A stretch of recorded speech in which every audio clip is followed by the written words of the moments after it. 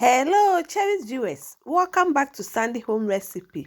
Mama call about Sandy Home Recipe. Then they can we share a video.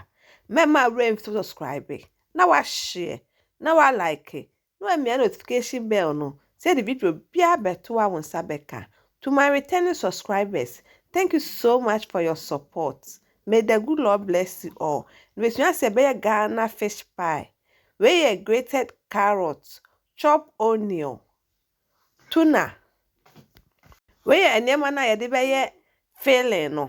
All ingredients are written in the description box below. What the oil kakra begu sauce pa esi jasum. Edro na the chop onion the egu mu. Na wa stir fry the kakra. We now the carrots se wetwin so aka ho. Na wa stir fry the kakra.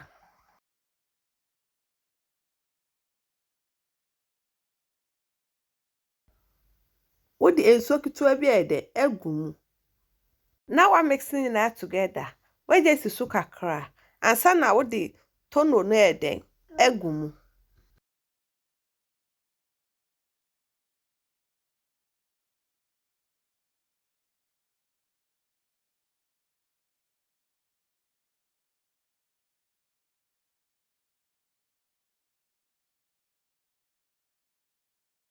What the all-purpose steel spices kakra gumu, salt to taste, aka ho.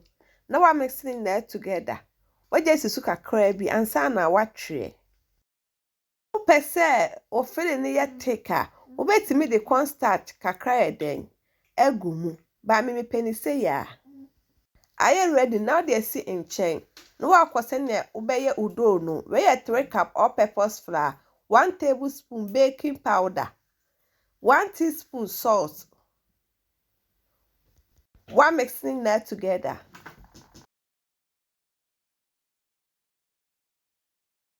Oh yeah, all the 200-gram butter and margarine aka ho. One mixing that together.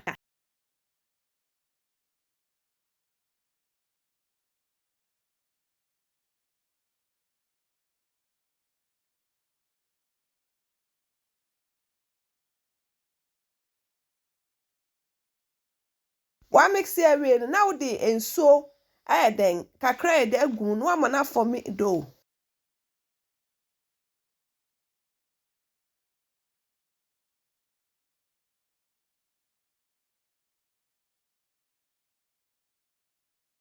What they ato nchen na wa ye de aka no so.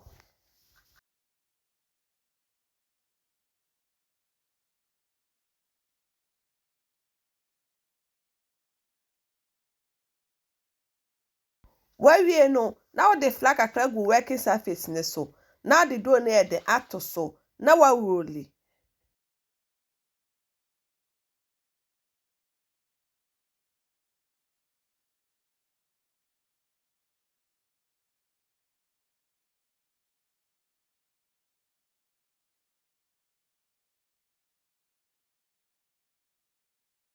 Why we no now the pipe cutter akate and now what they be a round wait me e de akate sizes ni gina star open no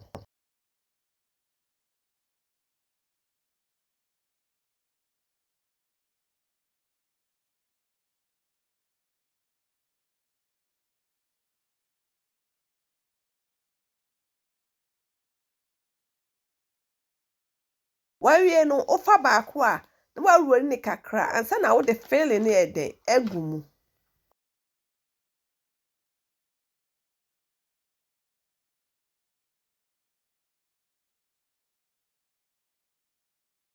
ya se na say thickness ni e de eye we are filling na we see on now the be e de agumu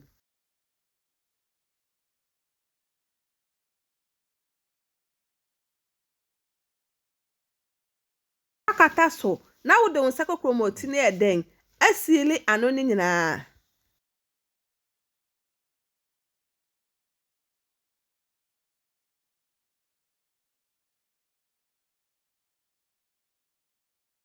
uwie na da to nchen na wa ye de aka no so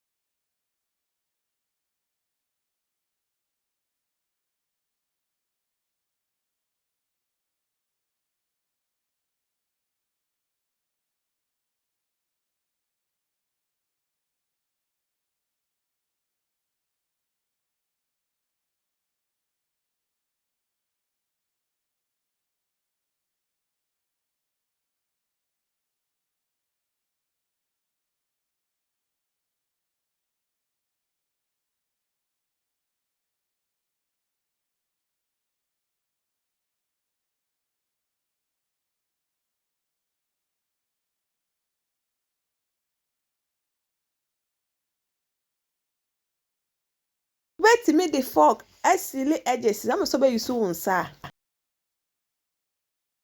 Just an end the kind I'll share a video. Remember to subscribe. Now I share. Now I like it. No me notification bell no. Say the video be better one Sabeka.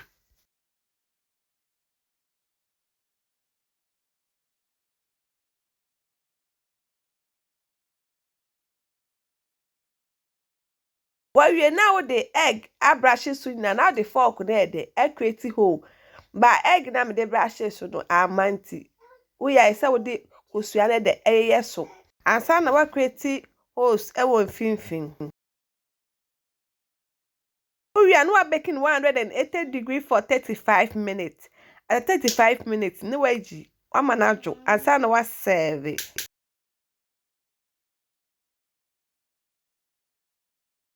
Me even am tasty and it tastes really nice. You will love it if you give it a try. Now this our Ghana fish pie. Please like this video and subscribe to our channel. Thank you so much for watching.